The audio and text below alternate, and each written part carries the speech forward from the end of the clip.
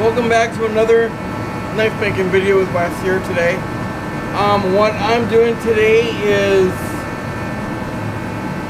complicated, kind of. Alright, I'm just going to start off from the beginning. I originally started with the Damascus billet, and this is what I ended up with. Yes, the tip is broken. That's because I've thrown it at the wall several times. But I had a major delamination, and I'm talking major, and it was in my last video. So what I tried to do, instead of, you know, scrapping it, I tried drilling a hole through it and use it, you know, like that. I mean, it would have been nice, right? Only problem is, it got so thin right here that it would have broke.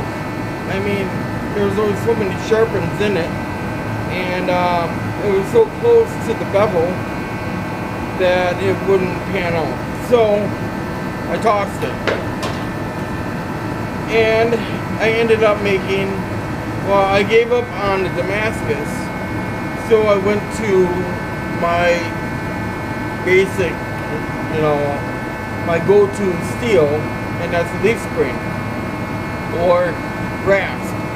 Well, I didn't want to do a rasp, so I went to my leaf spring, and I ended up making this. Now, it's beautiful, and it's effective, and it's a real blade. You know, I did even put in a little bit of decoration for it as well, and I love it. But I mean, I like it, but I don't love it. Because after making that hole in that Damascus, I thought, how cool would it be to make a knife like this with a finger hole in it, right? So, I'm not throwing this one, even though it would survive. So I came up with a new pattern, and now this is what I've been working on. And yes, it's very rough. All I've got is a profile cut out, and it's bent and warped and everything else, because it's been in the oven or the forge probably half a dozen times or more, trying to get this stupid frickin' hole, you know, and it's just driving me absolutely bonkers. But the only way, and I've even tried drifting. Like, here's my drifting. I tried pounding it through while it was red hot. It worked a little bit, but not great. So what I've been working on is this, my step bit, and I've been drilling when it's been red hot. As you can tell by the bit itself, I mean, it's just, it's shot. But it'll still work when it's red hot. So that's what we're going to do today. Focus entirely on the fingering and go from there. So let's get started.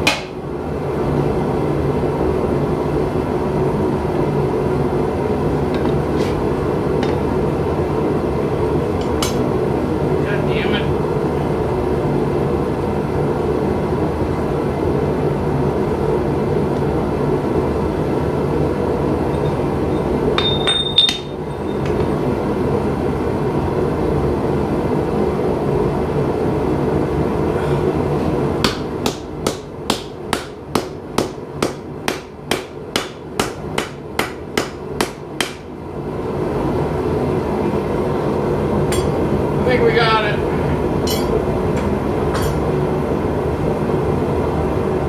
Oh, God. That one kind of sucked. I couldn't get a grip on it with the tongs.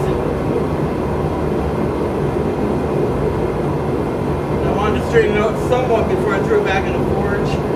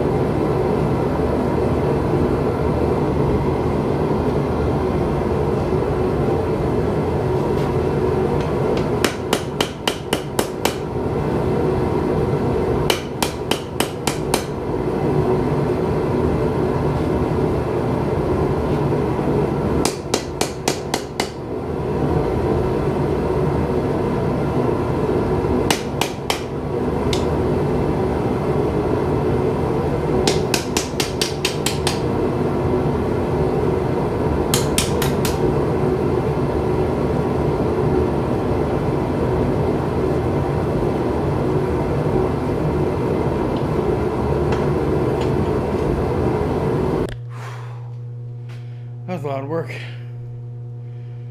I think I got it though. Straight.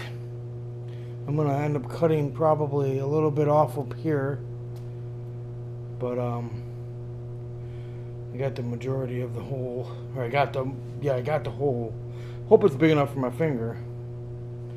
I'll wait until it cools off and then try it out. And I ain't got much meat left on the bone there if I need to stretch it out any further. I hate to make it too weak, you know. I want it to be an actual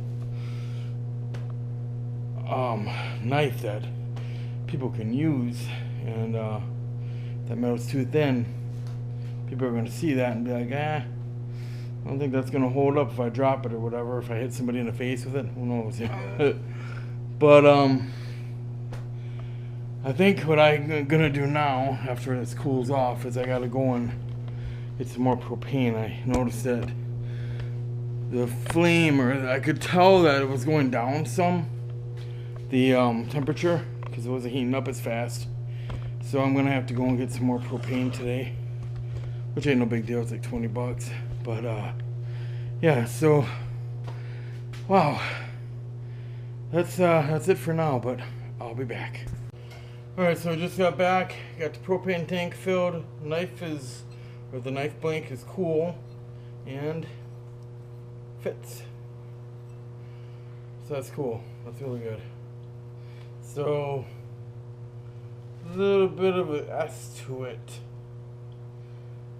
which I'm not okay with, but I think it's close enough. Yeah, it's pretty straight. So next I'll drill the holes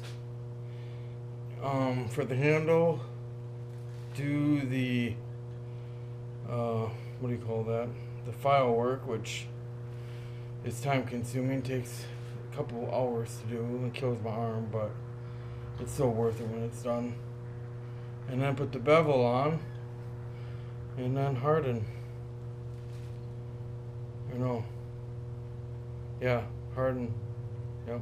So alright, kids are about to be home. I gotta start their snacks, so I will see you guys later.